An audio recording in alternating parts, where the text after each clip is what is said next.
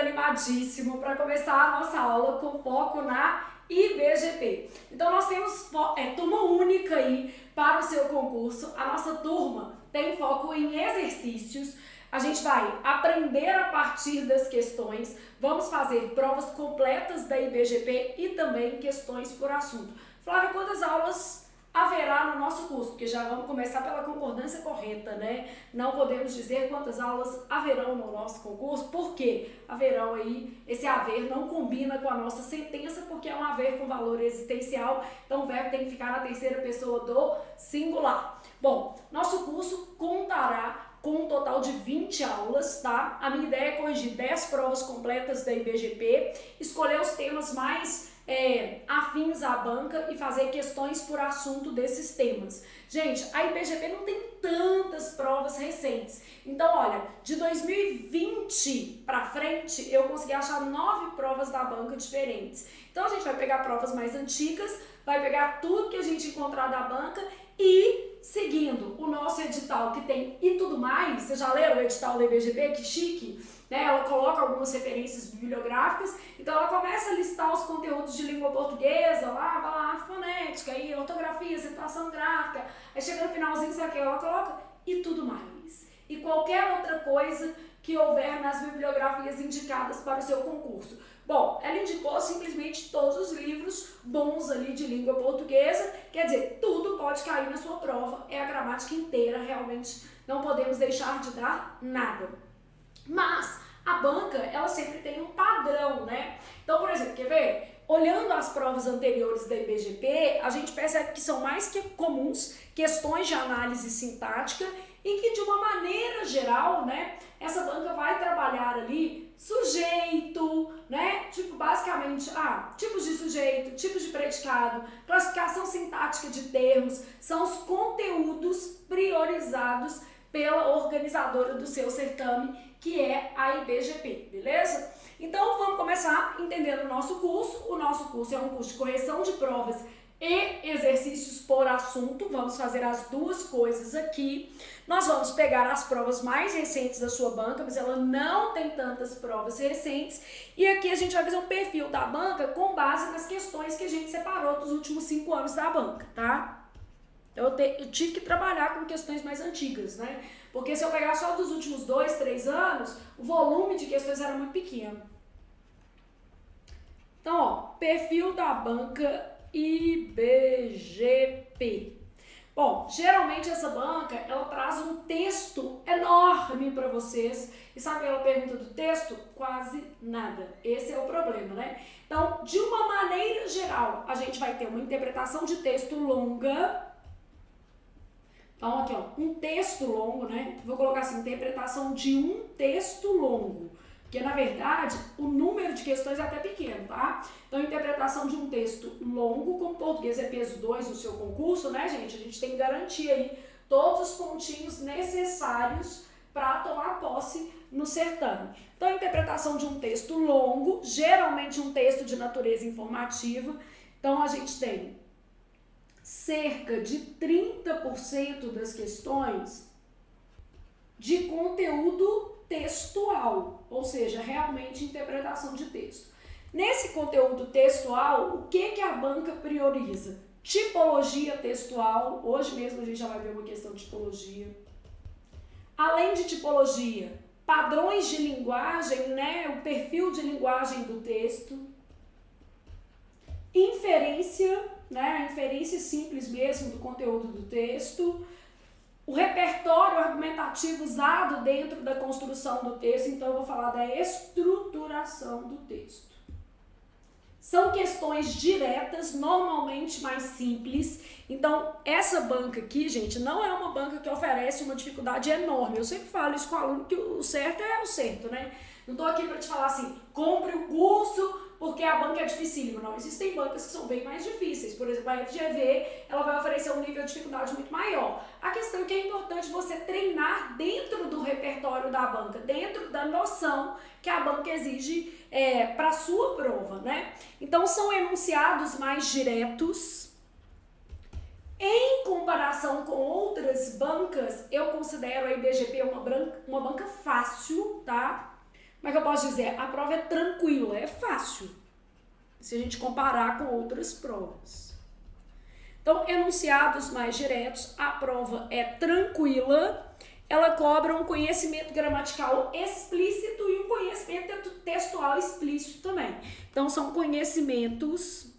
Bom, aí vamos pensar, se a prova é mais fácil, o que acontece, gente? Automaticamente as notas o quê? Sobem. Então, na IBGP, é necessário que o candidato consiga o quê? Gabaritar a prova de português. Então, em regra, quem vai ser nomeado vai conseguir gabaritar português. Totalmente viável nesta banca. Então, totalmente viável no caso da IBGP, gabaritar a prova de português. E essa é a ideia que você tem que ter para o seu concurso. Por quê? Como a prova de português é um pouco mais fácil, gente, normalmente o que a gente vai ter ali é candidato que vai ser nomeado gabaritando a prova de português. Flávia, em relação aos aspectos gramaticais, o que a banca cobra? Então, em relação aos aspectos gramaticais, a banca cobra acentuação gráfica, sempre há questões de acentuação. Isso é um top 10, tá? Quase toda a prova. Segundo conteúdo mais cobrado, dentro de análise sintática, tá? Sujeito. Então, essa aula aqui, ó, tipos de sujeito e tipos de predicado. Hoje a gente já vai até revisar esses dois conteúdos. Então, tipos de sujeito e tipos de predicado. Ela pede análise sintática do período simples e análise sintática do período composto. Só que normalmente, gente, são questões bem tranquilas. Grifa uma oração do texto, né? E pede a classificação daquela oração. Então, geralmente são questões bem tranquilas. Classificação de termos sintáticos. Classificação de orações. Então, classificação de termos sintáticos, classificação de orações, e aí a gente continua pensando no seguinte: vozes verbais, identificação de tempos e modos, pontuação. Então ela foca muito assim em alguns conteúdos, né? Pronome. Há mais questões de classificação, mas a gente vai falar classificação em emprego, né? Pode ser, por exemplo, uma questão de colocação pronominal. Então, pronome, tanto classificação quanto emprego de pronomes, beleza? Ela cobra identificação geral de classes, até essa palavra é preposição, né? E a última coisa que a gente vai colocar, vou chamar de desortografia. E aí cobra palavra mesmo, beleza? Então, acentuação gráfica, tipos de sujeito, tipos de predicado, classificação de termos sintáticos, classificação de orações, vozes verbais, identificação de tempos e modos, pontuação, pronome, tanto classificação quanto emprego. E no caso de classes gramaticais, muito mais comuns, são mais comuns as questões de identificação. Aqui, ó, dentro de morfologia, a gente tem uma ênfase para pronome, identificação de classes e verbo, tá? Mas de uma maneira geral, a prova é bem equilibrada. Por exemplo, nessa prova que a gente vai fazer agora, são 10 questões, tá? Nessa prova caíram 2 de verbo, só pra gente ter uma noção, tá? 2 de verbo, caíram 5 de análise sintática, dessas 5 sendo 2 de sujeito, aqui foram 4. Uma de pronome, para identificar o pronome, tá? Na prova que a gente vai fazer agora. E 3 de texto, sendo que nessas 3 de texto aqui, uma era de tipologia, uma era de linguagem. Então, na prova que a gente vai fazer agora, eu tenho 2 questões de verbo, uma de vozes e outra de identificação de tempos e modos. Eu tenho uma questão de pronome, que é para identificar onde há pronome, eu acho que é demonstrativo ou relativo, uma coisa assim. Eu tenho 4 questões de análise sintática, sendo uma de predicado, 2 de sujeito, na mesma prova 2 questões de sujeito, uma para a classificação geral de termos, a resposta era uma adjunta adverbial, e 3 questões de interpretação de texto, pensando numa dinâmica da prova. Flávia, então a minha banca prioriza morfologia? Não. A banca prioriza tudo, né? Esse top 10 aqui já é o tudo. Nessa prova que a gente vai fazer também, eu tenho uma questão de acentuação gráfica, tá? Então, assim, só pra gente ter uma noção do que há na prova de maneira geral, beleza? Então, pensando nessa prova, eu tenho ali um mix bem interessante, tanto com análise sintática, quanto com morfologia, tudo cai. Então, fazendo uma prova, a gente vai entender melhor como a IBGP trabalha. A notícia triste é que sempre haverá um texto muito grande. Então, vamos imaginar que ao longo do nosso curso, a gente vai trabalhar da seguinte maneira. Eu vou fazer provas completas e vou fazer também exercícios por assunto. Porque nas listas de exercícios por assunto, eu acabo ganhando um pouco de tempo para poder revisar o conteúdo, em vez de ficar lendo um textão que não vai servir quase que para nada. Só que a gente tem que pensar o seguinte, gente, chega lá na prova, às vezes a banca muda de perfil, aí ela traz um textão e umas questões bem complicadas de interpretação de texto, aí fica todo mundo morrendo lá. Então eu sempre falo, treinamento bom, 80% da sua banca, que é a IBGP, e 20% de outras bancas, para poder abrir os seus horizontes, né? E você conseguir, assim, pensar de maneira mais adequada. Flávia, e no nosso caso, o que a gente vai fazer? As 20 aulas do seu curso são da IBGP. A gente vai trabalhar questões da sua banca. Mas eu vou deixar lá algumas provas extras que eu acho que podem ser interessantes para você revisar algumas possibilidades fora do que a banca tem o hábito de cobrar, beleza? Flávia, e em termos de elaboração de prova, você acha que é uma prova mal elaborada, uma prova bem elaborada? De uma maneira geral, as questões são muito simples e são bem elaboradas, ou seja, de uma maneira geral, eu não percebi, não identifiquei tantas questões com falhas na formulação. Mas uma questão ou outra, logicamente, apresenta problema. Isso é natural, todas as bancas, né, vão ter ali pontos de falha. Mas assim, no geral, fazendo 300 questões da sua banca, identifiquei pouquíssimas questões com falha de elaboração. Então não precisa sofrer com isso, que é uma prova bem tranquila. Bom, então já vamos começar com a nossa prova aí, né? Nossa prova é Agente Fiscal de Tributos de São João del Rei, e aí nós vamos lá trabalhar um textão. Então, o nosso texto é o seguinte: temperaturas extremas causaram impactos sem precedentes nos oceanos. Bom, olha o que a sua banca vai fazer. A sua banca vai trabalhar essa frase aqui em várias questões, 5 ou 6. Temperaturas extremas vai ser o nosso sujeito, porque aí eu já vou fazendo aqui a análise com vocês. Então, temperaturas extremas, sujeito, de que tipo? Sujeito simples, expresso na frase, né? O núcleo do sujeito, temperaturas, então esse termo é um núcleo. Extremas vai ser um adjunto adnominal, ele integra ali o sujeito. Temperaturas extremas causaram. Causa o quê? Impactos sem precedentes. Causaram isso aqui, ó. Sem precedentes inesperados, né? Esse termo está caracterizando o quê? Impactos. Então, tá dentro do objeto direto. Quem causa algo. Onde que esses impactos foram causados? Nos oceanos. Então, nesse caso aqui, a gente tem um adjunto adverbial de lugar. Bom, o tema do meu texto já está identificado. Temperaturas extremas causaram impactos sem precedentes nos oceanos. Só de olhar para isso aqui, eu já consigo ter uma noção, a partir do veículo, a partir do título do texto, que a mensagem, o conteúdo desse texto é informativo. As temperaturas extremas causam, aqui causam está no presente do indicativo, e aqui em cima, ó, causaram está no pretérito perfeito do indicativo. Nós temos uma questão sobre isso na prova. As temperaturas extremas causam impactos sem precedentes nos biomas de água salgada. Mostra relatório internacional. Quando eu falo mostra relatório internacional, isso já evidencia uma natureza informativa desse conteúdo. Então, natureza informativa. E aí eu continuo.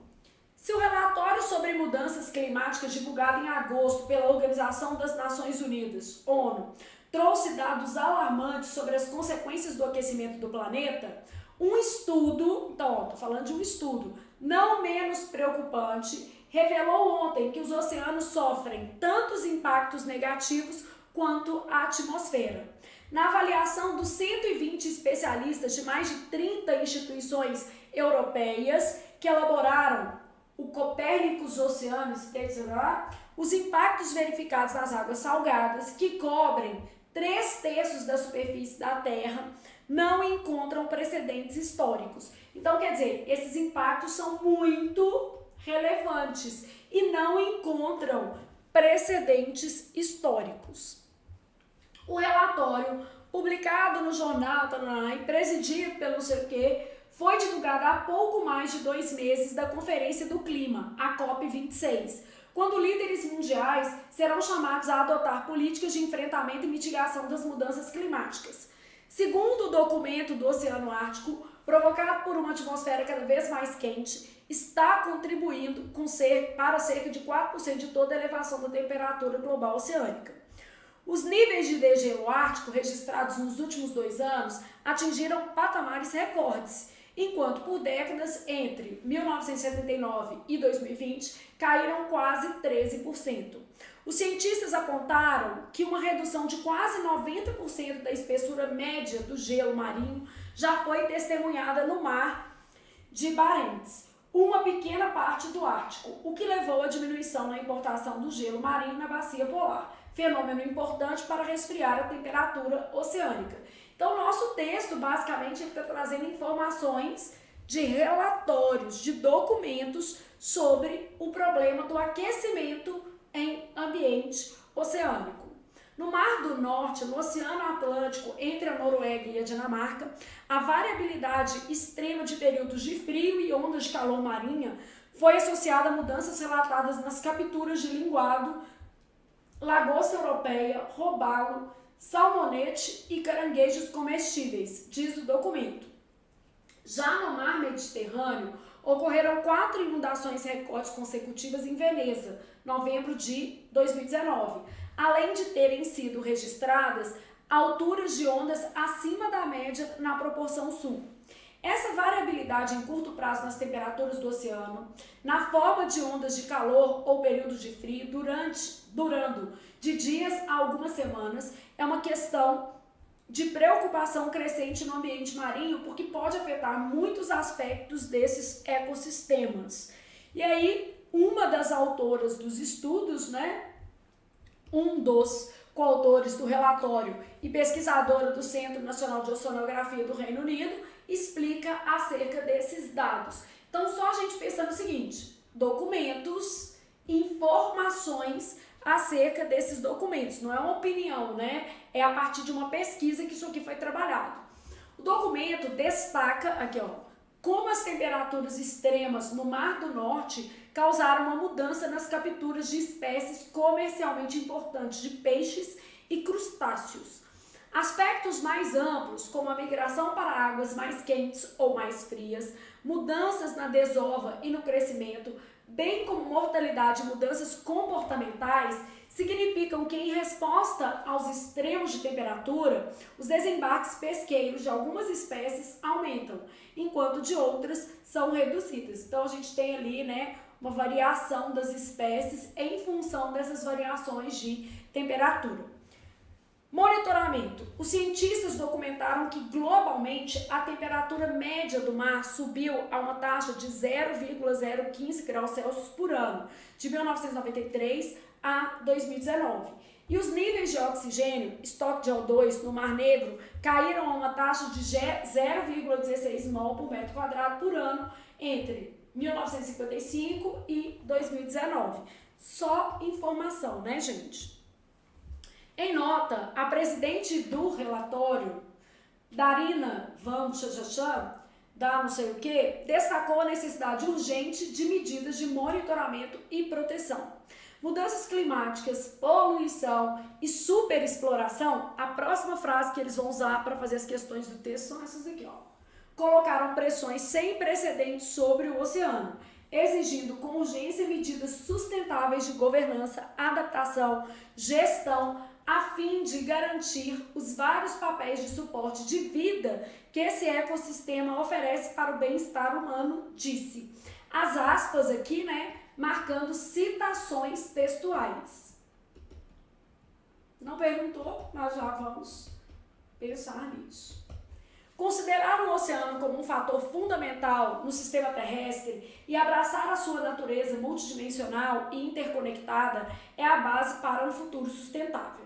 Nas 185 páginas do relatório, que investiga as condições e as variações em curso no oceano global e nos mares europeus, os cientistas apresentam diversos outros cenários preocupantes, como migração de peixes-leões invasivos para o Mar Báltico, precipitações e secas extremas no dipolo do Oceano Índico, aumento incomum do nível do mar no Mar Báltico e condições extremas de ondas no Golfo da Bótnia. Como recente publicado IPCC, painel de especialistas em mudanças climáticas da ONU, indica que as taxas anuais de aumento médio do nível do mar global ultrapassam os 3 milímetros por ano, o que é maior do que o observado no século XX e sugere uma aceleração nas taxas de aumento do nível do mar, diz Ângela, chefe do nível do mar e clima oceânico do CNO. Segundo a especialista, quando as marés altas e as grandes ondas de tempestade coincidem, é mais provável que resultem em inundações costeiras prejudiciais, especialmente se o nível médio do oceano também estiver elevado. O aquecimento crescente e a perda de massa de gelo das geleiras e mantos de gelo na Groenlândia e na Antártida também farão com que esses aumentos continuem. Portanto, vai uma conclusão, eventos como o de Venetim Água Alta, destacado no relatório As Inundações de Veneza em 2019, devem se tornar cada vez mais comuns à medida que o nível do mar continua a subir. Fonte, sempre importante olhar a fonte. Gente, todas as provas dessa banca têm textos de 3 páginas. Assim, e o pior é que as questões são tão fáceis que você tem uma vontade de falar assim, não precisa ler, mas não pode fazer isso. Porque um ponto muda a sua vida. Então você precisa ler com calma, não tem jeito. O que eu te sugeriria é, considerando a IBGP, eu diria o seguinte, avalie as questões de interpretação de texto, dê uma olhadinha antes, para na hora que você for ler o texto, você já conseguir direcionar a sua leitura, porque são textos tão grandes que a gente meio que se perde na leitura. E eu não achei nenhuma prova com texto pequeno da sua banca. Se vier, vai ser no seu concurso, tá? Porque por enquanto é só textão. Bom, texto, notícia, conteúdo de ciência, ó. Temperaturas extremas causaram impactos sem precedentes nos oceanos. Porque verificar a fonte é importante para a gente ter uma noção ali do que a gente pode pensar em termos de tipologia textual, tá? Então, a nossa primeira questão é sobre tipologia textual. A partir da leitura do texto, é correto afirmar que ele possui um caráter de que tipo? Informativo. Um texto descritivo, gente, ele é essencialmente observacional. Não é bem o caso aqui. Eu posso observar um cenário, uma paisagem. No caso, eu estou trazendo informações pautadas em pesquisas. Então, o texto é informativo, né?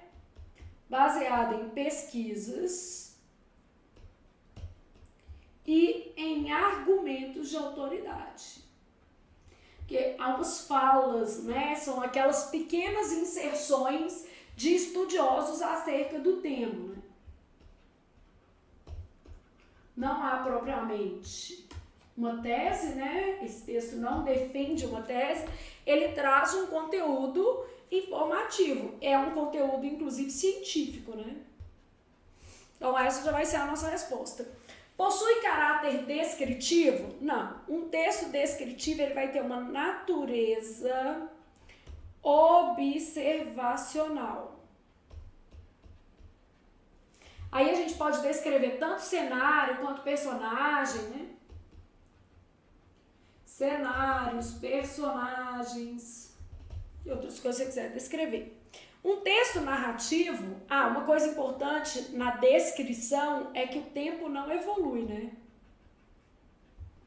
O tempo é estático, fixado no momento da observação. Se alguém te perguntar como a Flávia está hoje, vai falar que está de rosa. É no momento da observação.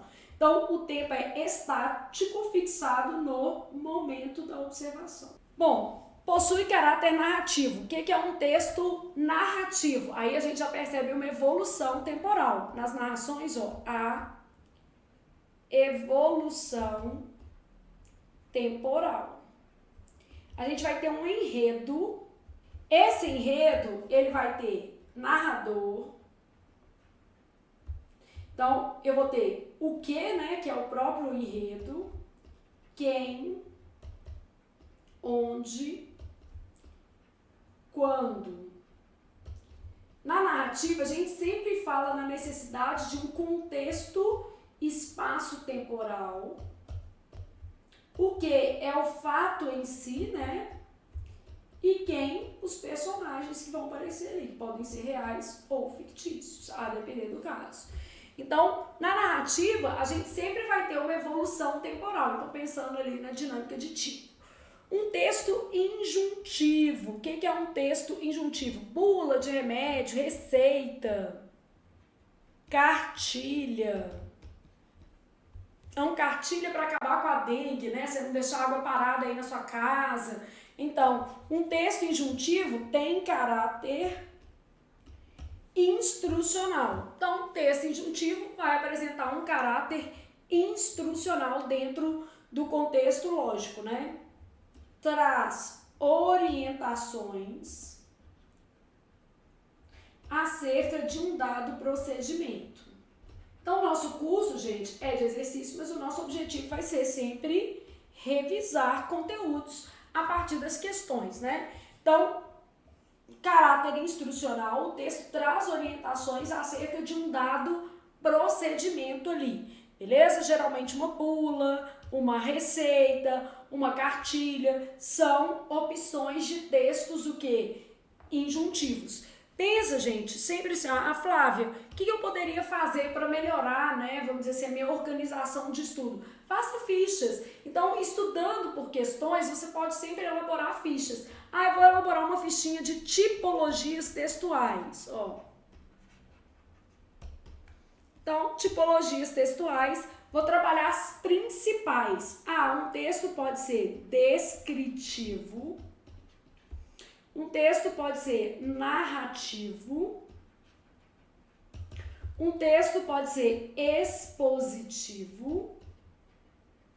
A gente usa falar também que ele pode ser informativo, mas isso aqui está bem perto, tá?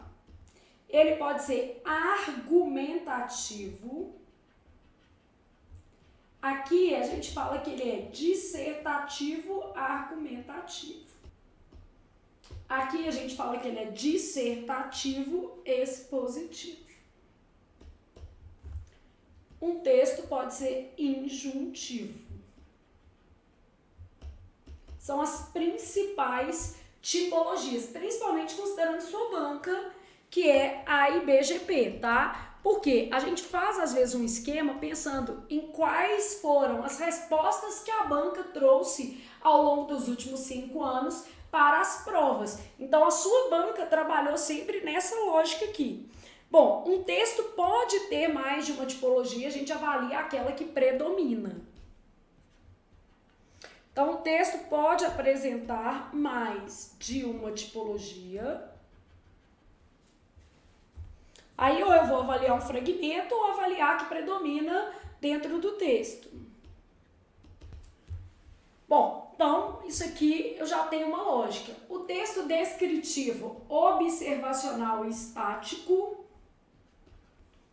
O texto narrativo, né? Ele vai ter onde, quando, quem e o que. Esses são os elementos básicos da narrativa e a gente sempre vai notar uma evolução temporal.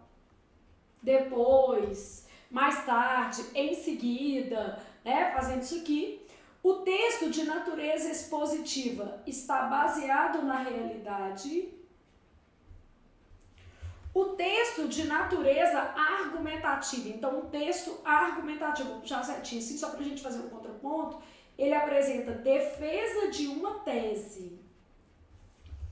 Um texto de natureza informativa, gente, ele está baseado mais do que na realidade, ele está baseado numa pesquisa, né? É o tipo de conteúdo. Esse texto aqui, ó, a gente considerou como um texto informativo, até porque aqui nem existe a natureza expositiva. Mas essa setinha que eu coloquei é exatamente porque não existe muita diferença entre um texto expositivo e um texto que informativo, é uma questão de nomenclatura. A banca que a gente está trabalhando, que é a IBGP, ela oscila entre essas duas. Aparece isso e isso. E ainda aparece assim, ó, dissertativo expositivo, dissertativo argumentativo. Então, pensando nesse esqueminha para IBGP, eu estou usando todos os nomes que eu já vi a sua banca utilizar, tá? Então, um texto informativo, ele também é baseado na realidade. Ele vai trazer pesquisas, né, dados. Então, ele é baseado na realidade. Então, por isso que a gente botou essa setinha aqui, exatamente para mostrar que não existe ali uma diferenciação entre esses dois aqui, ó. É uma questão de nomenclatura. Qual nomenclatura a IBGP usa? As duas. Eu já vi prova que a resposta foi informativa e a resposta foi expositiva em outra prova. Só na mesma não, porque não faz muito sentido a gente estar pensando em texto baseado na realidade. Pautado em o quê? Pesquisas, estudos, conceitos, isso também vale para o expositivo, beleza? Então, a nossa diferenciação mesmo é entre um texto expositivo e um texto que é argumentativo, porque no argumentativo eu defendo uma tese e no expositivo eu apresento um tema sem necessariamente defender uma tese, porque eu estou falando acerca daquele tema, trazendo informações que são verdadeiras sobre aquele tema, tá? Então essa nomenclatura informativa que é um desdobramento de um texto expositivo, por isso que a gente colocou essa setinha. E um texto injuntivo, ele vai ter base instrucional. Pauta-se na orientação. Então, olha o que a gente está fazendo. Eu estou pensando assim, ó, quais as formas de trabalho da IBGP para esse conteúdo? A IBGP trabalha tipologia textual com esses nomes aqui, ó. Ela vai lá e coloca nas alternativas que o texto pode ser descritivo, narrativo, expositivo. Em outra prova ela põe dissertativo, expositivo, porque dissertar é falar sobre, né? Informativo, que vai conversar com o texto expositivo, argumentativo ou dissertativo argumentativo, e texto que injuntivo. Então a sua banca trabalha com esses nomes aqui, e aí por isso que a gente fez o esquema desta forma. Por exemplo, existem outras organizadoras que vão trabalhar com texto preditivo, né? Que vai trabalhar aqui com um texto de previsão. Então eu tenho outras possibilidades, mas depende da organizadora.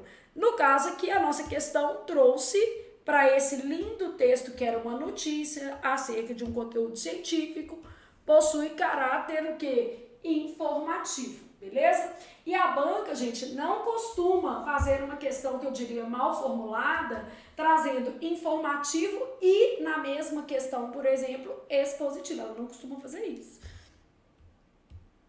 Beleza? Então, vamos para a nossa próxima questão. Olha o que nós temos. Em relação ao texto lido, é correto afirmar que faz uso predominantemente de dialeto regional. Uai, sou, trem? Claro que não. Então, nada disso, né, gente? O texto não se vale de dialeto regional. Privilegia o uso da norma culta e padrão. É isso. Tem um uso muito, né, forte de gírias. Não. Faz uso predominante de coloquialismo. Não. Privilegia o uso da norma culta. Até pelo veículo, né, que é o Correio Brasiliense, e até também por se tratar de um texto com conteúdo informativo científico. Então, até o conteúdo do texto remete a uma linguagem culta, padrão. Depois, a partir da leitura do texto, é correto afirmar que trata-se de um texto construído com linguagem mista. O que seria uma questão de linguagem mista? Uma linguagem verbal e não verbal. Vou fazer um esqueminha sobre isso para vocês ali no outro quadro, já fazendo no modelo que a IBGP pede, tá? Ela dá uma misturada em tudo. Então, trata-se de um texto construído com linguagem verbal e não verbal, que seria o que é mista. Não. O texto é exclusivamente linguagem verbal. O texto apresenta apenas linguagem verbal.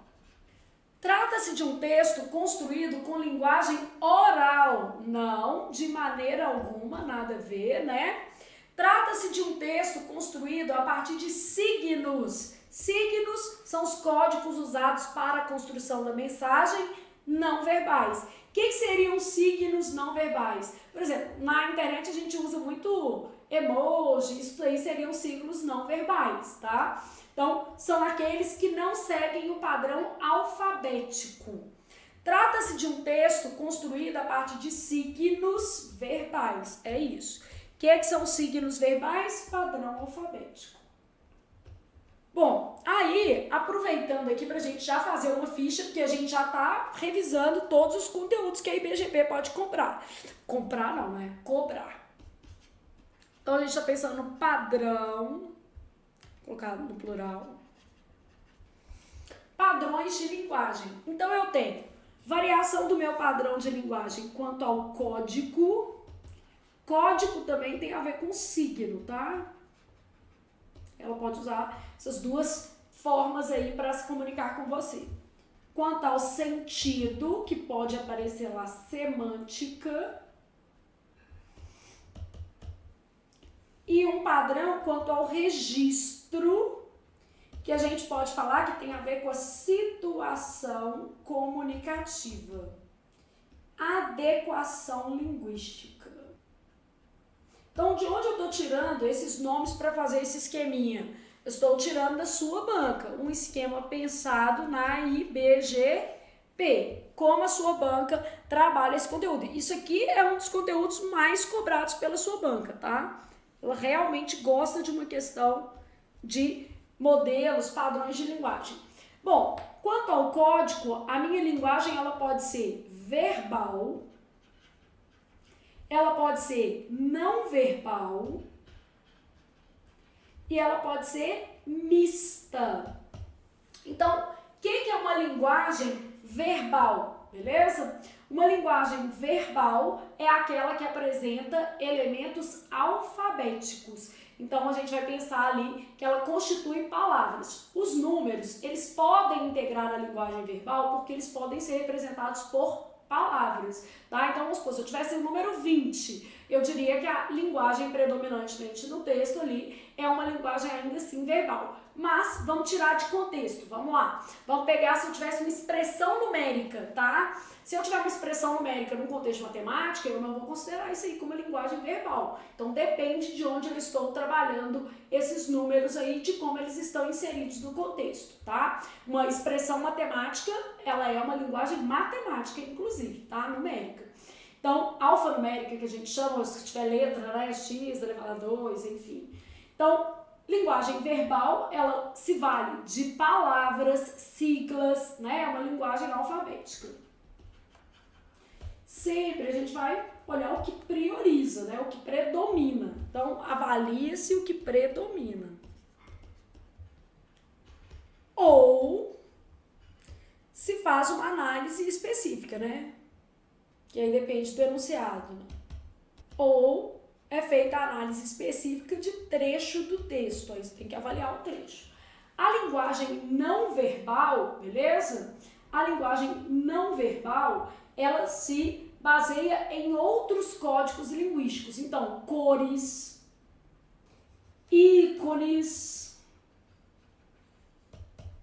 Posso, por exemplo, usar notas musicais, né?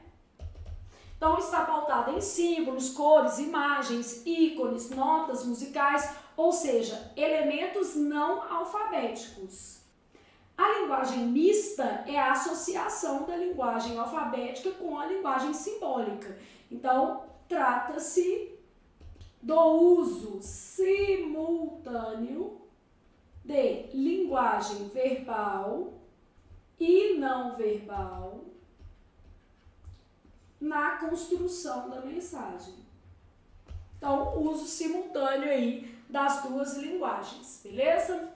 Bom, aí no caso da questão semântica, a gente está avaliando duas coisas. Sentido denotativo, que é a denotação, e a conotação. Então, quando eu penso em sentido, conotação e denotação. Uma linguagem denotativa se vale do sentido de o quê? Dicionário, beleza? Então, sentido real, literal do dicionário. E uma linguagem conotativa, sentido que figurado, né? Então, sentido criado. Então, D de denotação, você pode pensar assim, ó, D de denotação, vou pensar D de dicionário. C de conotativa, eu vou pensar em criativa, no sentido criado, beleza? É o sentido que você atribuiu ao termo. Então, a semântica é a parte da palavra, né, vamos dizer assim, responsável pelo sentido, né? Dentro dos estudos, a gente trabalha código, sentido e ainda o registro. O que seria o registro, gente? A situação comunicativa. Por exemplo, eu estou em sala de aula, eu vou me valer de uma linguagem mais ou menos formal. Obviamente, não vou ficar na formalidade o tempo inteiro, mas a linguagem predominante da nossa aula vai ser uma linguagem formal, assim como a do texto que nós lemos. A linguagem era predominantemente formal. Então, o registro, ele vai levar em consideração a situação comunicativa e a adequação linguística. E aí a gente vai ter o seguinte, uma linguagem formal ou uma linguagem informal. Formal, que é baseada na norma culta, né? E uma linguagem mais informal, e essa linguagem ela vai ter traços de oralidade.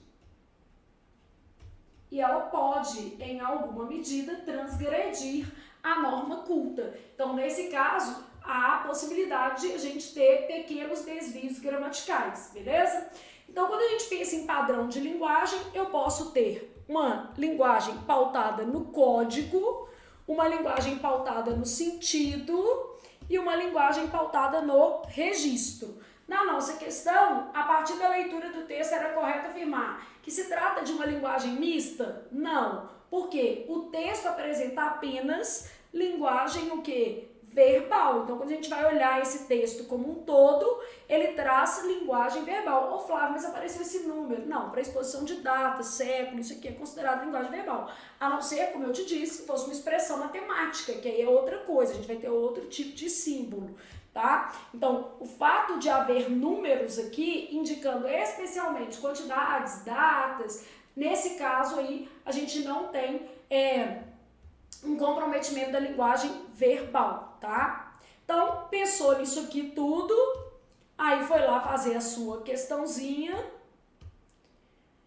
e dentro da sua questão, linguagem oral não tem, signos não verbais não, né? E trata-se de um texto construído a partir de signos o quê? Verbais. É um texto construído a partir de padrão o quê? Alfabético, ele se baseia em palavras. Então, bora lá. Nosso esqueminha, temperaturas extremas causaram impactos sem precedentes nos oceanos. A partir do título do texto, é correto afirmar que as ações que serão abordadas encontram-se no tempo verbal. Bom, avaliei o texto, né? As ações que serão abordadas no texto, ó. Temperaturas extremas causaram impactos sem precedentes nos oceanos. Ele está falando de alguma coisa que já aconteceu. Olha, vamos pensar no gênero textual aqui, ó. Como é um gênero textual? O gênero é notícia. A notícia, ela sempre retrata algo que já aconteceu. Então, ela está baseada em algo que já aconteceu. Então, temperaturas extremas causaram impactos sem precedentes nos oceanos. Pensei aqui, é um pretérito perfeito do indicativo, mas o que ele está me perguntando, na verdade, é o seguinte: a partir do título, que é esse, tá? É correto afirmar que as ações que você... Aqui na prova o título não veio transcrito nas questões não, tá? Eu aqui transcrevi para facilitar a vida. Então, a partir do título do texto, é correto afirmar que as ações serão abordadas dentro do texto se encontram em qual tempo? No futuro do pretérito? Não, porque o futuro do pretérito sugere hipótese, né? Eu poderia estudar mais se quisesse de fato passar. Futuro do presente é uma ação que ainda não aconteceu. Ação tomada como certa no futuro. Então, ação tomada como certa no futuro. Pretérito perfeito do indicativo. Pretérito perfeito do indicativo vai ser a nossa resposta. Uma notícia, né, gente, está pautada em algo que já aconteceu. Então, as notícias, pensando aqui no gênero textual, normalmente elas são constituídas a partir do pretérito perfeito do indicativo, porque indicam uma ação totalmente concluída no passado. E o presente é uma coisa que está em processo, que está acontecendo, né? Então, não faz sentido aí para uma notícia. Logo, considerando o gênero textual, o pretérito perfeito é o nosso, né, tempo verbal aí para constituir uma notícia. Tati falando aí que eu passei no MP, passei, Tati, esse concurso aí, eu tirei um, mas acabei passando outro. Tá bom, tá ótimo, né? Não sei se eu vou ser chamado, porque no Ministério Público de Minas Gerais, uma vaga para redator revisou e eu estou em 5º lugar. Então, não sei se vou ser chamado, mas enfim, né? Passei. E é bom, a gente fica com uma sensação boa, né? Agradável. De vez em quando tem que tentar os concursinhos, né, gente? Bom, eu tenho lá o seguinte: o termo nos oceanos, presente no título do texto, é corretamente classificado sintaticamente como? Então, a gente está pensando aqui numa classificação em termos sintáticos. A gente já fez a análise dessa frase. Esse termo aqui, ó, nos oceanos, adjunto adverbial de lugar. Então, quando a gente pensa aqui, IBGP é uma banca simples, né? Por exemplo, se a gente comparar com a prova, por exemplo, do MP mesmo, que foi uma prova bem complicada, a prova do MP foi no Instituto Consulplan, ou com a FUMAR, que fez as provas assembleias que estavam catastróficas, são provas bem diferentes. A prova aqui da IBGP é uma prova bem justa. Um aluno que estudou, né, adequadamente para esse concurso aqui, ele não vai ter dificuldade em gabaritar na prova de português. Tem que estudar, lógico, sem estudar não tem jeito não. Então, isso aqui. Vou aproveitar a questão para te dar um exemplo de complemento nominal e colocando alguns conceitos para vocês. Então, o complemento nominal, a primeira coisa que eu sei é que ele é sempre preposicionado. Eu sei que ele completa substantivos abstratos, adjetivos e advérbios. Então, eu sei isso aqui. O complemento nominal, o que mais cai para diferenciar um do outro aqui, né, é em relação ao substantivo abstrato, porque tanto o complemento nominal quanto o adjunto de nominal podem se referir a substantivos o quê? Abstratos. Então, o adjunto adnominal, ele tem natureza ativa com substantivo abstrato. Vou te explicar isso aqui, o que é isso. Já o complemento nominal tem natureza passiva com substantivo abstrato. Bom, vamos lá exemplificar isso aqui porque a gente está estudando com afinco. Então, eu falo lá, por exemplo, assim, ó, ela tinha medo do futuro. Só se a gente não construir o próprio futuro. Se construir, não precisa ter medo, não. Quem tem medo o quê? De. Então, medo, substantivo abstrato, do futuro, complemento nominal. O futuro é temido. Era favorável à medida. Quem é favorável a alguma coisa. Favorável é um adjetivo, então a medida, complemento nominal. Estava perto de tomar posse. Isso é para vocês e para mim também. Então, estava perto de tomar posse. Quem está perto de. Perto é um advérbio De tomar posse aqui, ó, é um complemento nominal, só que eu ainda fiz mais. Eu fiz um complemento nominal de natureza oracional. Então, complemento nominal oracional, porque ele está representado por uma oração. Então, ó, o complemento nominal, ele pode se ligar a um substantivo abstrato, a um adjetivo ou a um advérbio. Quando ele se liga a um substantivo abstrato, ele tem uma natureza passiva. Então, vamos pensar nisso aqui, ó. Amor, vamos pensar no Dia das Mães, ó. Amor à mãe é necessário, com certeza, né, gente? Então, quando eu falo amor à mãe, a mãe está amando ou está sendo amada? Amor à mãe, a mãe está sendo amada. Portanto, esse termo é o quê? Paciente. P de paciente, P de plemento nominal. Melhor que dá para fazer, né? Bom, quando eu penso no adjunta de nominal, eu vou ter, por exemplo, assim, ó, amor de mãe é necessário.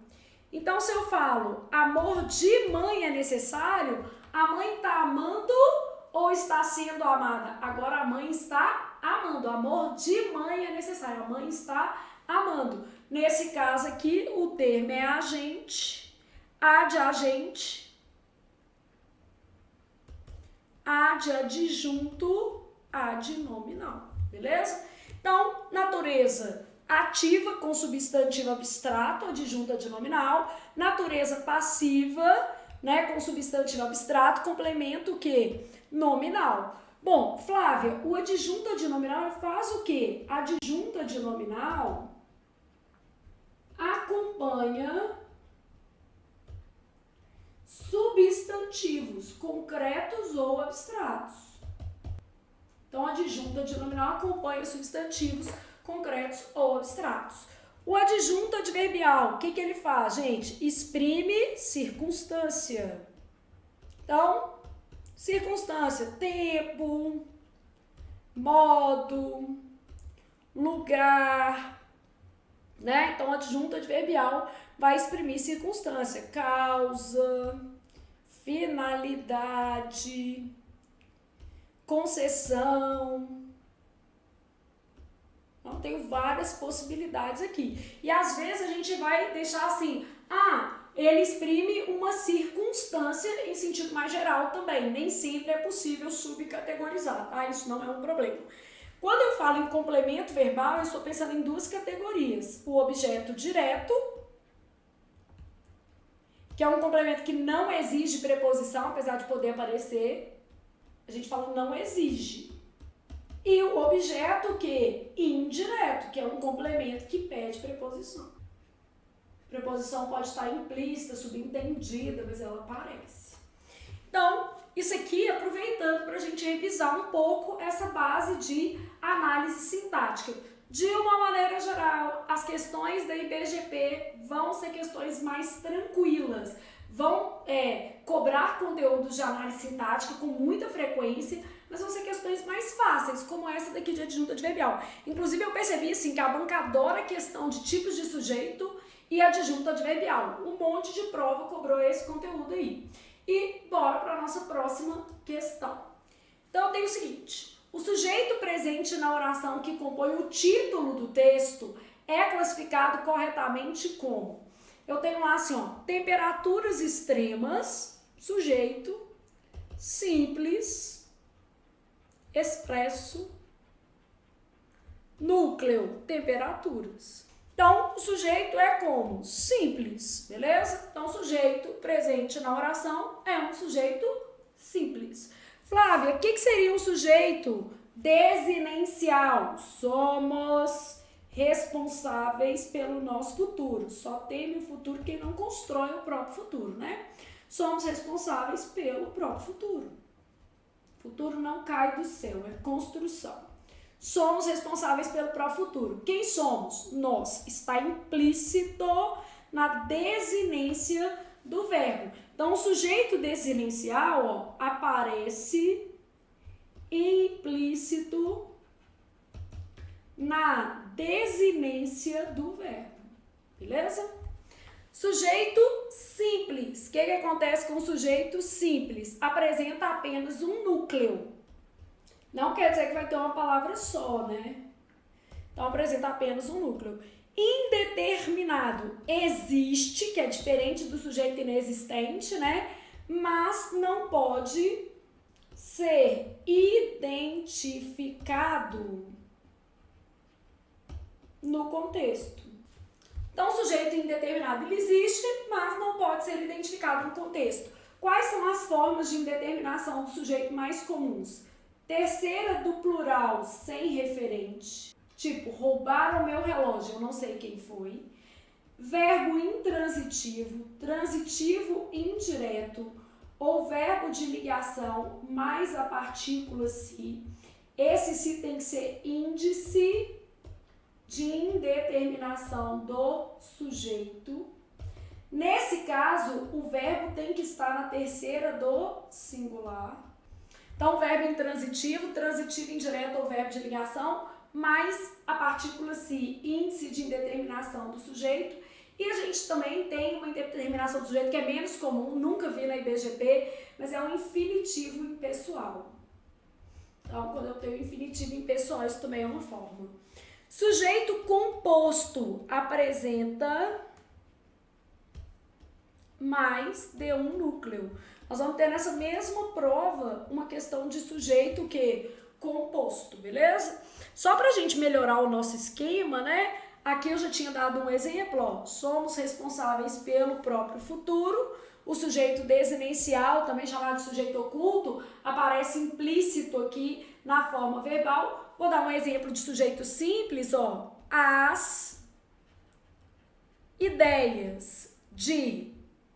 Vou colocar assim porque parece composto, mas não é, ó. As ideias do pai e da mãe eram boas. Quando eu falo as ideias do pai e da mãe, gente, quer dizer que o pai e a mãe tiveram ideias conjuntas. Senão eu diria as ideias do pai e as da mãe. Se eu colocasse as ideias do pai e as da mãe, aí o meu sujeito seria composto. Por quê? Porque eu teria ali dois núcleos, a palavra ideias reiterada do outro lado. Então, para mostrar isso para você, ó, vou colocar aqui, ó. As ideias do pai e as da mãe. Então, as ideias do pai e as da mãe, agora tem, ó, dois núcleos. Que aqui tá subentendido a palavra ideias, tá vendo? Por causa do determinante. Eram boas. Aqui é composto. Aqui é simples, só tem um núcleo. Aqui tem dois núcleos. O segundo tá implícito aqui. Beleza? Sujeito indeterminado pela terceira do plural. Roubaram meu relógio. Vou colocar relógio, que eu nunca tive um, então nem tem jeito de roubar. Roubaram meu relógio. Gente, fica olhando o relógio toda hora? Nem não. Hoje a gente já fica olhando o celular, né? Bom, aqui, ó, vive-se bem em Belo Horizonte. Verdade que é. Então, vive-se bem em Belo Horizonte. No caso aí, vive-se o verbo intransitivo seguido de um se, índice de determinação do sujeito. E ser ou não ser. Não, né? Eis a questão. Então, quando eu falo ser ou não ser, eu não sei quem está sendo ou quem não está sendo, mas alguém vai praticar aquela ação. Logo, a gente fala que aqui o sujeito é indeterminado. Então, aqui é bom que a gente aproveitou para fazer uma revisão acerca dos tipos de sujeito. Simples, composto, desinicial, indeterminado, né? Para você ter uma ideia aí das possibilidades. Bom, Flávia, mas você não pode fazer um esquema de sujeito mais organizado para eu ser um pouco mais feliz? Claro que posso. Aliás, mais do que posso, é minha obrigação. Então, pensando em sujeito, até porque eu percebi que a IBGP tem uma verdadeira tara por tipos de sujeito, a gente tem lá, primeira coisa, dividir em sujeito existente e sujeito que? Inexistente. Sujeito inexistente é o que a gente chama de oração sem sujeito. Sujeito inexistente, ó, haver com valor o quê? Existencial. Aqui eu não vou colocar exemplo não, porque não vai caber, tá? Haver e fazer indicando o quê? Tempo decorrido. Eu posso ter fenômenos naturais, chega de, basta de, passa de, dando noção de encerramento, né? Claro que não vai ser assim, Joana chega de Londres amanhã, e o sujeito é Joana, né, meu filho? O que a gente vai ter aqui no chega de, basta de, passa de, chega de palhaçada, basta de corrupção, passa das 10 horas, esse tipo de construção que vai formar aí sujeito inexistente. Ou que é a mesma coisa, oração sem sujeito. E o verbo ser, indicando hora, data e o que? Distância. Então, o verbo ser indicando hora, data e distância. E no sujeito existente, eu vou poder ter duas possibilidades. Ele pode ser existente indeterminado. Então, quer dizer, ele existe, só que eu não sei quem é. Beleza? E posso ter um sujeito existente determinado. Usando a nomenclatura da sua banca, tá? O determinado, ele pode ser simples, ele pode ser composto, vou pôr desinicial primeiro. Algumas bancas vão tratar o desinicial como uma subespécie do simples, tá? Desinicial, que é também chamado de sujeito que oculto, composto e oracional, representado por uma oração. Aqui o desinicial, eu não estou puxando uma setinha para ele, porque existem bancas que vão trabalhar como uma subespécie. Ele pode ser simples, expresso e simples o quê? Desinicial. Mas sua banca, geralmente, ela vai trabalhar assim, ó. Ela vai fazer essa setinha aqui, fazer uma linha pontilhada.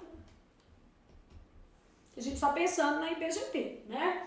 Bom, sujeito indeterminado, a gente já sabe lá quais são as possibilidades. Terceira, do plural sem referente. Verbo intransitivo, transitivo indireto, ou verbo de ligação, mais o se, sendo que esse se tem que ser índice de indeterminação do sujeito. Se você fizer vários esqueminhas, você vai pegar, gente, não tem muito erro. E verbo no infinitivo impessoal. Então, e verbo no infinitivo impessoal. Então, você já sabe que o sujeito pode ser inexistente ou existente. Essa é a primeira coisa que a gente olha. O inexistente é a mesma coisa de oração sem sujeito. Aí o meu sujeito, ele pode ser determinado, simples, que vai ter apenas o quê? Um núcleo. Desinencial, que vai estar implícito no verbo. Composto, mais de um núcleo. Oracional, formado por uma oração. Quer dizer que ele vai ter verbo, né? Então, o sujeito oracional, ele apresenta indeterminado, terceiro do plural sem referente. Aqui tem que ser terceiro do singular, nesses casos aqui, ó. Aqui também, esses todos aqui ficam na terceira do singular.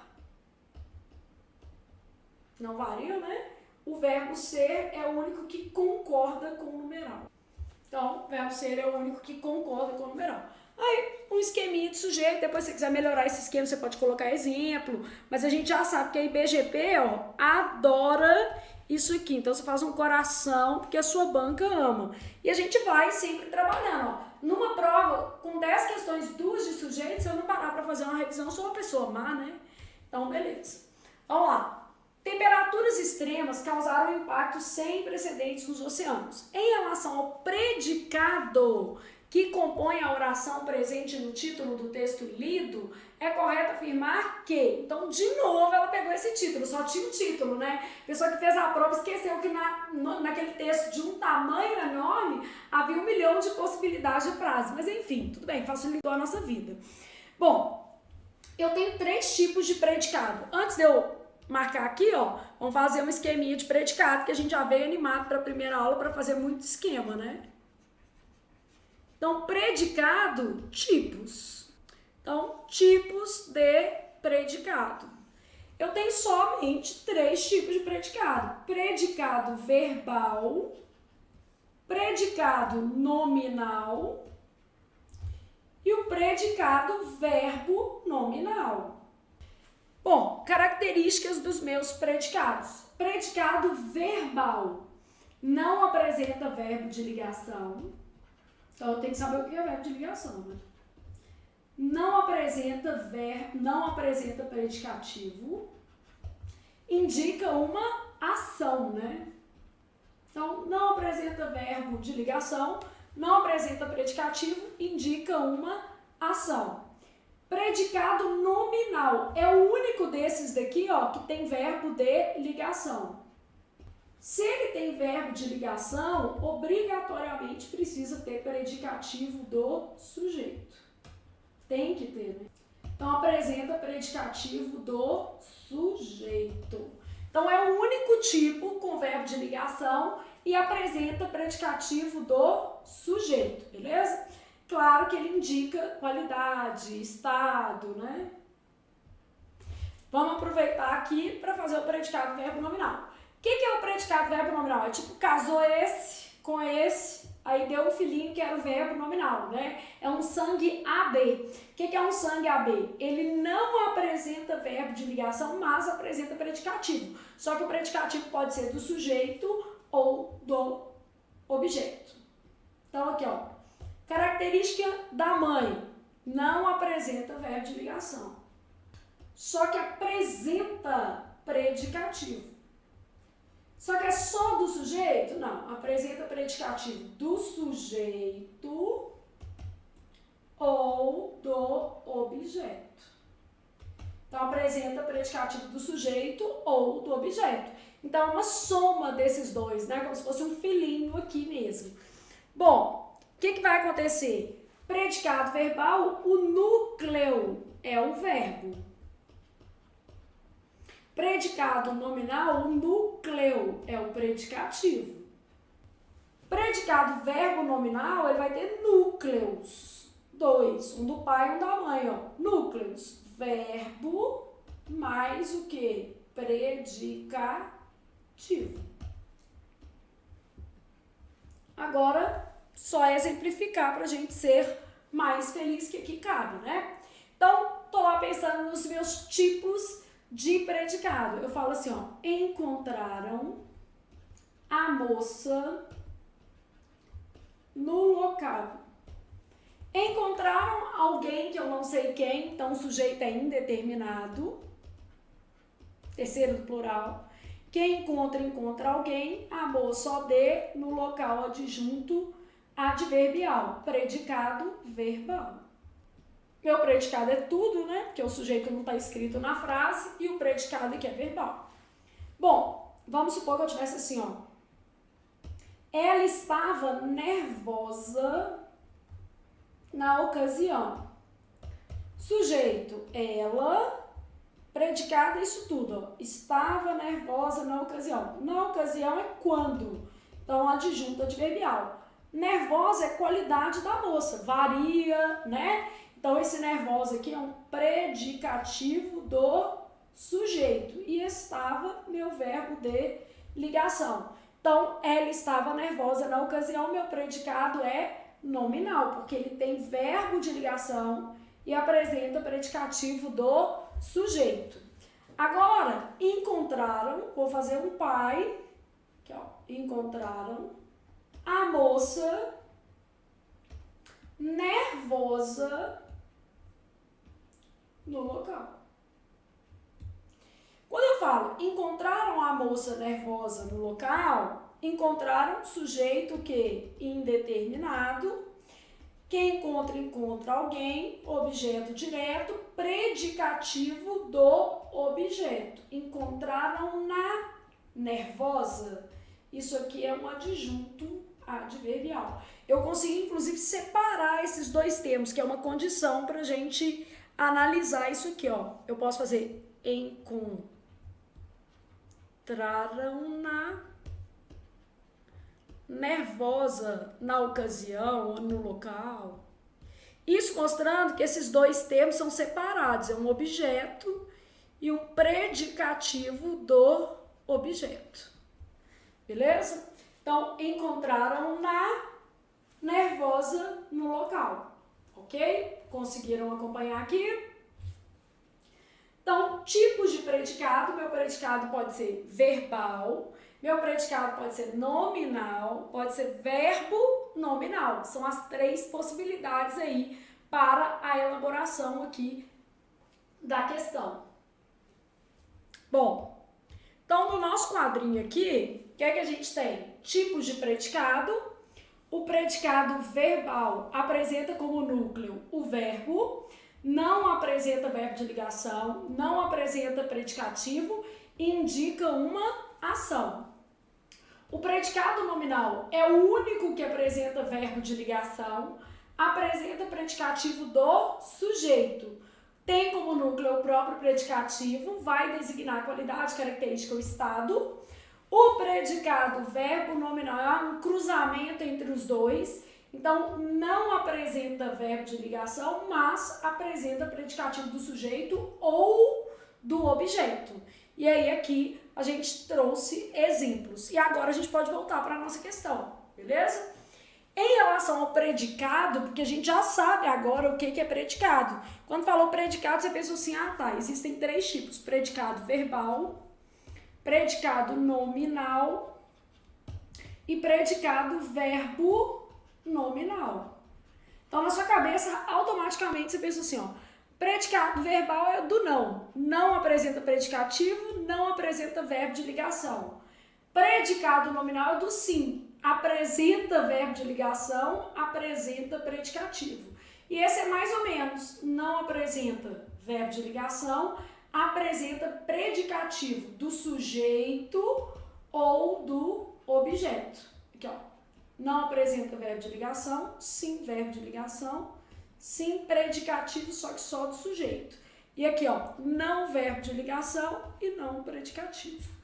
Bom, aí fazendo a análise da frase, a gente consegue perceber o seguinte: temperaturas extremas causaram impactos sem precedentes. Sujeito, verbo transitivo direto, impactos objeto direto, sem precedentes, está dentro do objeto direto.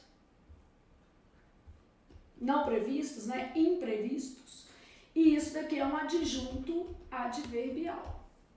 Esses sem precedentes aqui, ó, impactos imprevistos, né? Imprevisíveis. Então, é um adjunto adnominal.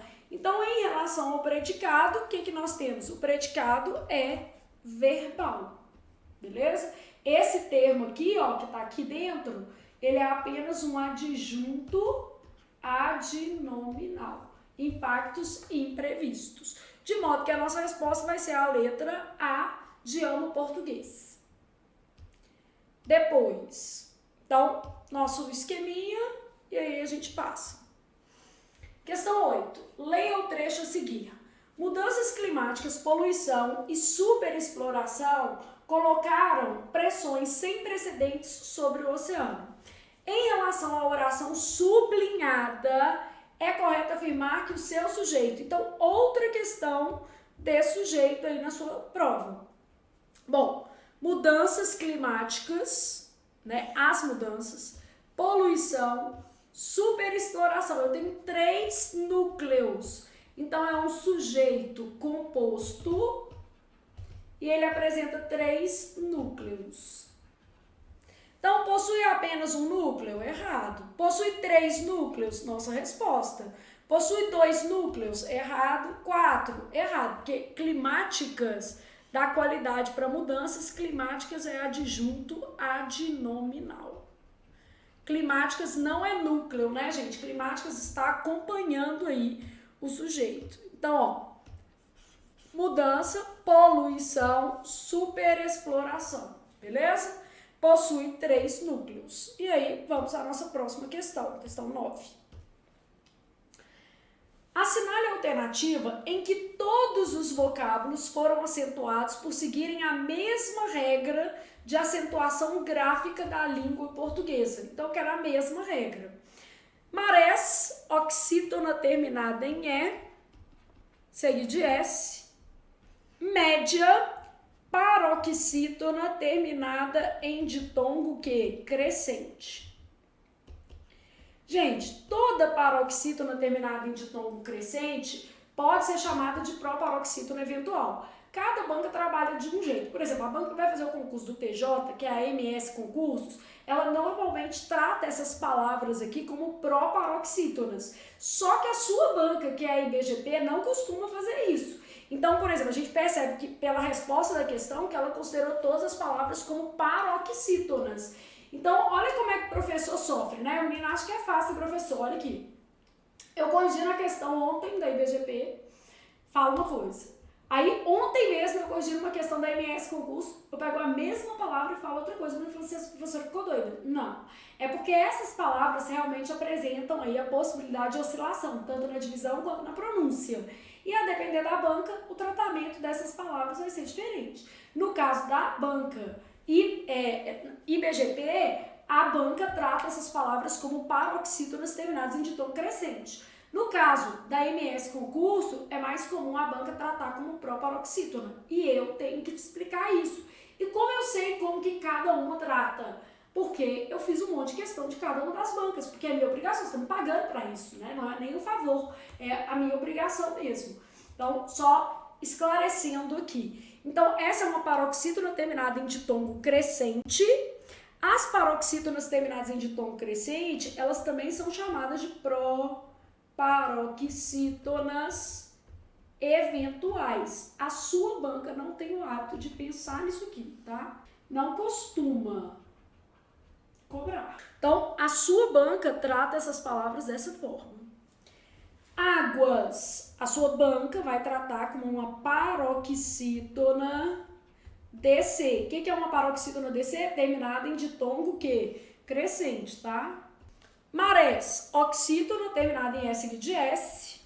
Groenlândia, paroxítona DC. Toda paroxítona DC pode ser chamada de proparoxítona eventual, tá? Antártida, proparoxítona. Média paroxítona DC.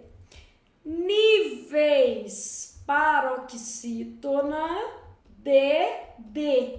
Porque aqui, ó, é ditongo decrescente, mas só paroxítona. Oxigênio, paroxítona DC.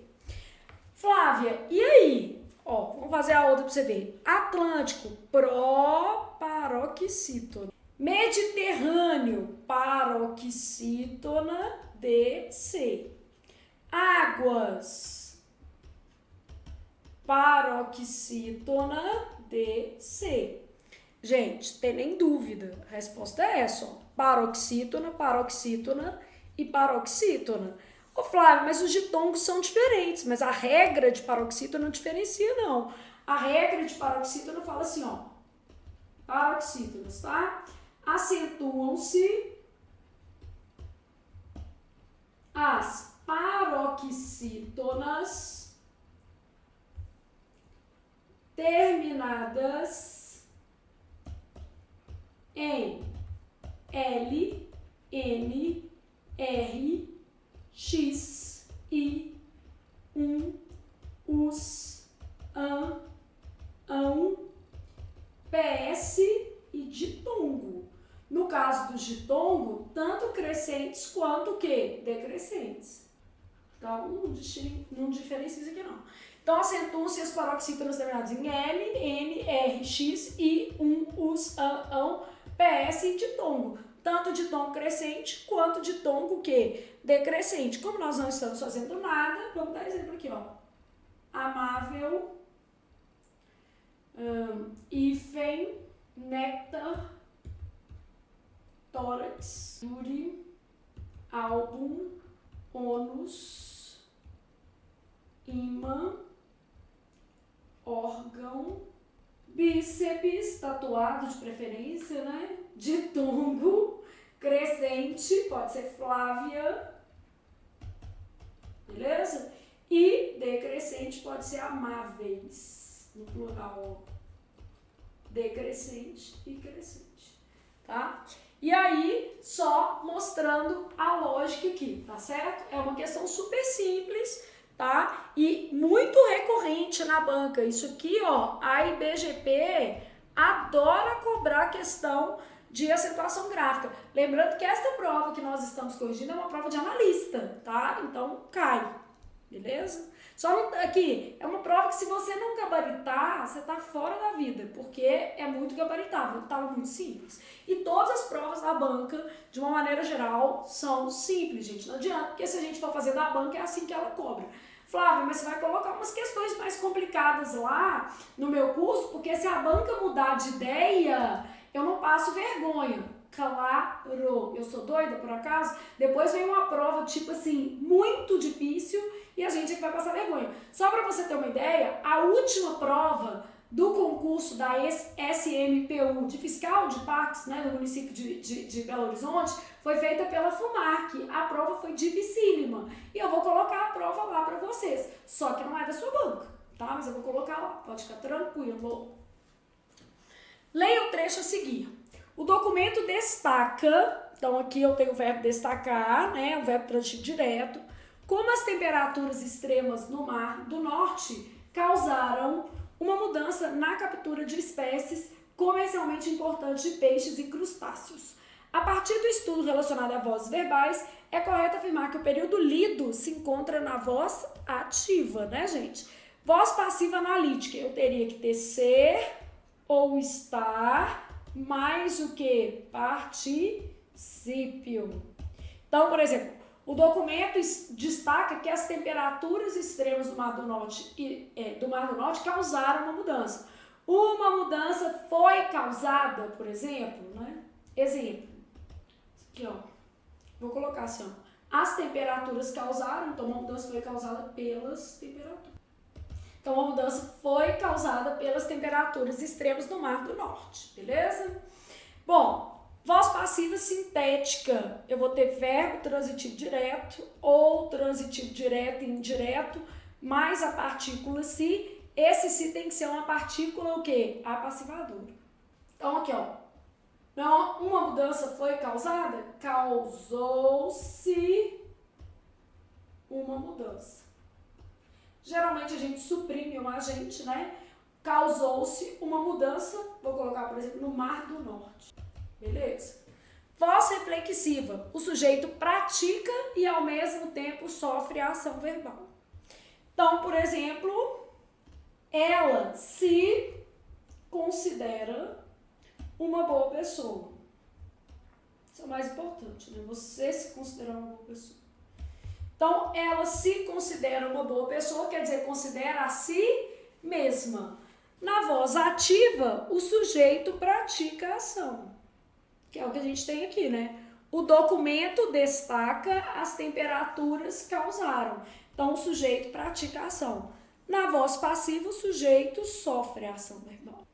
Então, gente, nós vamos fazer questão, mas nosso objetivo é, antes de mais nada, revisar a partir das questões, conhecer o estilo da banca, né? Então a gente já sabe ali mais ou menos como é que vai ser a dinâmica do nosso curso. Vamos fazer sequências por assunto, eu vou intercalando entre provas completas e sequências por assunto, porque é importante, tá? Então nossa ideia é fazer mais ou menos 10 provas da sua banca, mais recentes, e fazer sequências também de 10 questões, revisando conteúdos específicos. Então, 10 questões de verbo, 10 questões de pronome, ok? Vamos fazer todas as provas recentes. Então, as provas, por exemplo, aplicadas na Prefeitura de Ouro Preto, em Brumadinho, essas eu já até corrigi, só para vocês terem uma ideia, já estão até gravadas, a gente fez em aulas passadas já, Aline. Então, todas essas provas recentes serão feitas no seu curso. Eu peguei de 2023 para trás, de modo que a gente vai fazer ali no nosso curso cerca de 300 questões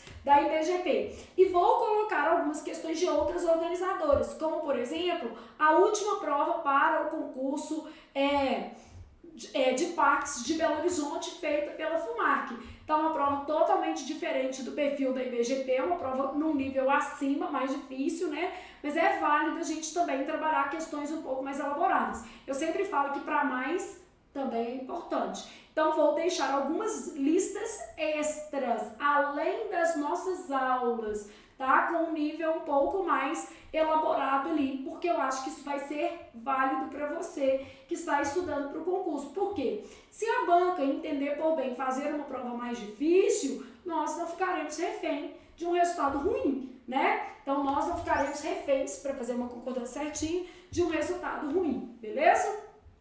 Então, com isso, nós terminamos a nossa aula de hoje.